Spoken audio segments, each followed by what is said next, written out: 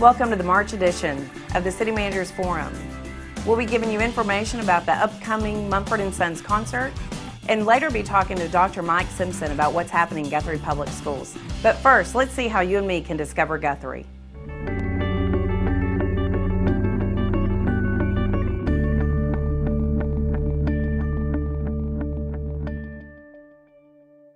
Hi, I'm Mary Coffin. I'm with the Chamber of Commerce in Guthrie, and I've got some things that'll help you discover what's going on in Guthrie this month. March the 8th, the Crystal Ball will be held at the Dominion House. It's an elegant winter evening benefiting the arts in Guthrie. It will be from 7 to 11 p.m. There will be a gourmet dinner, wine, dancing. The Algood Orchestra will be there. There will be an art auction, and it is a formal attire. Tickets are $85 a person, or they're $100 after the 3rd of March. $45 of the ticket price will be tax deductible, and you can purchase your tickets at 260-2345. The Byron Burline Double Stop Music Hall will have 2 shows this month. One will be on the 9th and one will be on the 23rd from 7:30 until 9:30. Tickets are $10. The Pollard Theater will be showing To Kill a Mockingbird this month, and they will be running until the 16th. You can get your tickets online at thepollard.org, or you can call 282-2800. On the 12th of March, the Chamber of Commerce has their educational series, which will be presented by Courtney Thompson and Kathy James. They're going to have fun activities and lots of knowledge about how to get your plate in shape. If you'd like to attend that, please RSVP to the Chamber at 282-1947, and a healthy lunch will be provided. Well, that wraps up this month's segment. And next month we'll be talking with Steve Gentling from the 89er Committee. We'll also be interviewing some of the queens that'll be coming up. And we hope you'll join us next month. Just remember, anywhere you are in the world, you can always discover Guthrie.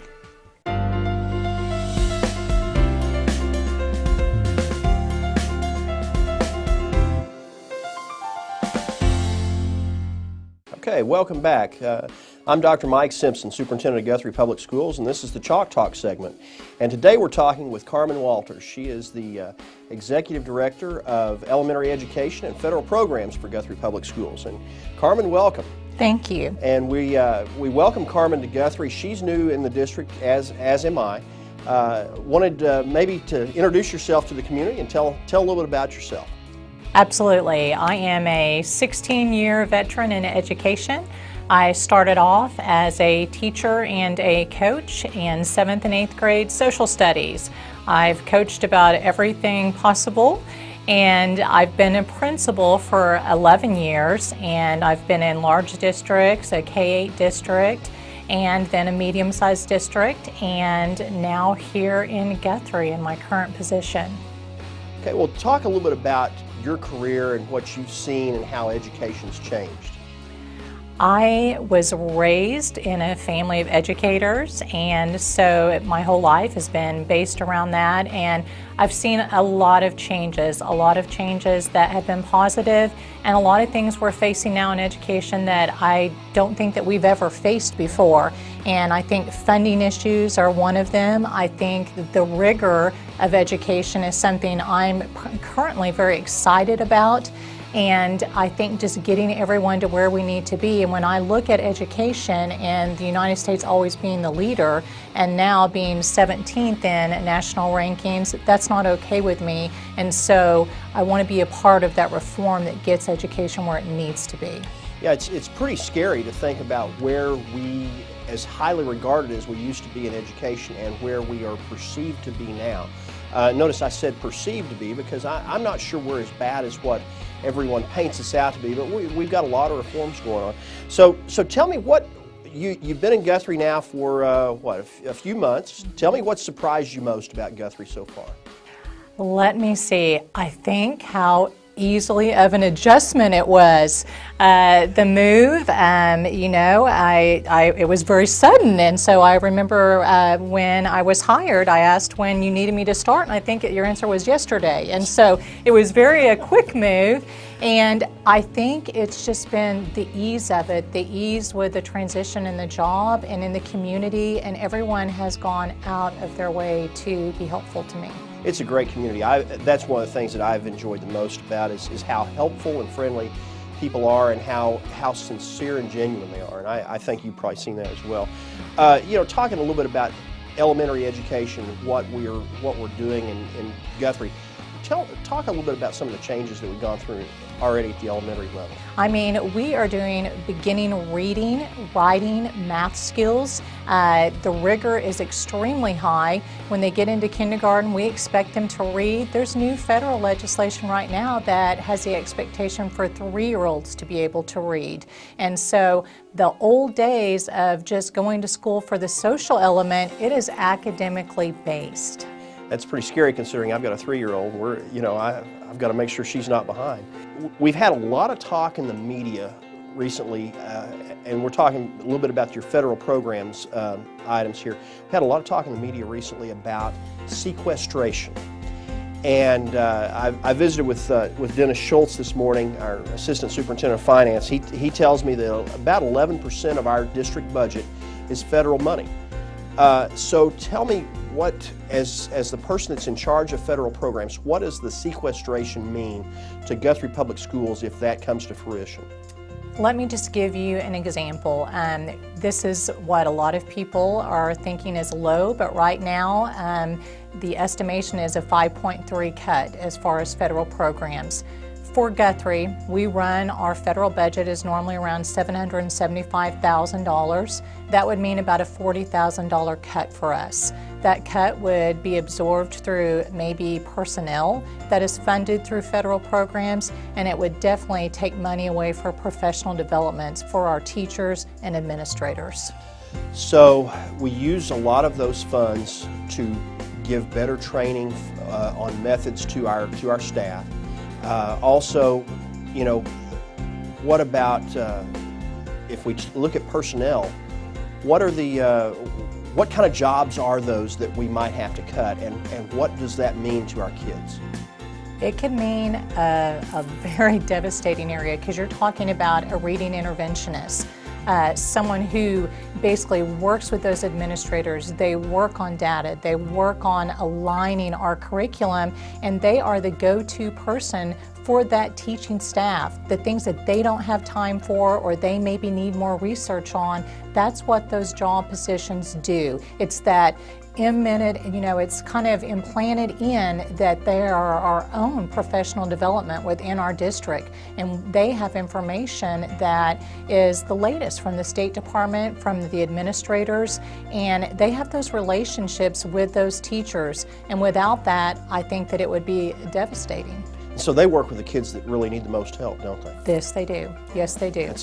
That's one of the things that's probably concerned me the most with the talk of these federal cuts, is it will affect the students that we provide the most help for because they need them up to the standards of expectation that we've set for our community and for the college and career ready goal that we talk about so much in education. That's kind of one of the buzzwords, and we're trying to prepare these kids. And you mentioned pre-K, and over the last 2 or 3 years, when I've walked into both in Guthrie and in other school districts, a pre-K classroom, I see such a wide range of abilities because those kids come from so many different backgrounds. And but then when I look into a kindergarten classroom, I think they're doing what I did in first grade. I don't know if you feel that way. I very much do. I don't think that I have ever been in the last couple of years in a classroom where kids were napping at a pretend station. They are engaged. They are at the pre-K method. Maybe they're writing. It may be that they're writing in shaving cream, but they're formulating letters and they're talking, and we're already getting the partnership and the transfer from the teacher to the students, and you will hear these young children talking amongst each other, taking it to that next level. And so I'm excited. I think it's fantastic. Well, it is an exciting time in education, there's no doubt. Carmen, is there anything else you'd like to mention on the show? I'm very proud of all the staff at Guthrie Public Schools. Anytime that we do professional development, I am amazed at what what our staff brings to the table. They're very informed, they're very intelligent. We work with our local state reach coaches, and they tell me all the time that our teaching staff and our administrators and the initiatives, and especially our drive on data and all of our data walls at all of our sites at the central office is ahead of the game of other districts. So I take a lot of pride in what we're doing as a district. I'm very proud of that. Well, and I can say that you've made a big impact as well in the district, and we appreciate what you've done. And you know, the other thing I would mention, recently we honored our Teacher of the Year, Kim Barrett from the high school, and the community stepped up. She got some really nice gifts, a $50 gift certificate from Gage's Steakhouse, a carriage ride. Dr. Don, I believe, has a massage for her, and John Vance Motors is going to give her free use of a large SUV over the 1 month in the summer, and she was so excited about that. And you know, we deal with things that sometimes are not very pleasant, and a lot of times we deal with the challenging things in education, but nights like that make it worthwhile. It really does, and days when you can walk into a kindergarten classroom and see the light go on for kids, and that's one of the great things that we're doing. Carmen, thanks for being here. Love to. Thank you.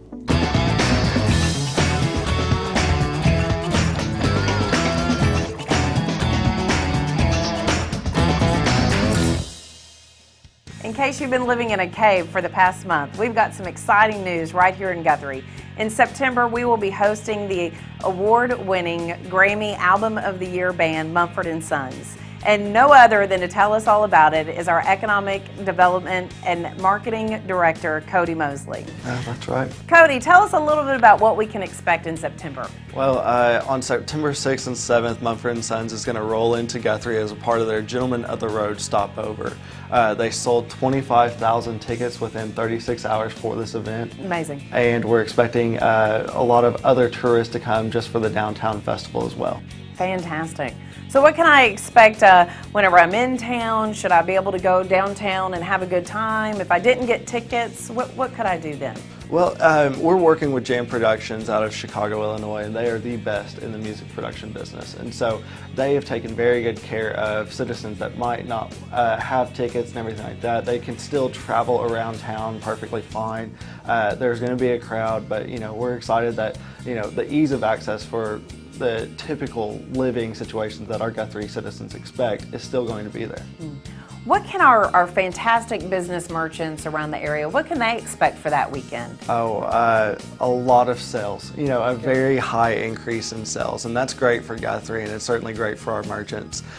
We've heard from different restaurants and retailers like Stables. They're going to stay open 24/7 for this event, and so we hear facts and data from Bristol, Virginia, who hosted this event last year, and some of their restaurants sold out at 10 p.m. And they were done for the entire weekend, and so we wouldn't want that for any of our Guthrie citizens at all. Absolutely, absolutely amazing. Cody's going to come back to you every month and talk about the Mumford & Sons concert and keep you up to date with happenings with that. If you haven't checked us out on Facebook, be sure to check out the City of Guthrie's Facebook, and you'll be able to get more information there. Coming up in the April edition, we'll be talking about our next great event, the 89ers celebration. Have a great week, and we'll see you next time.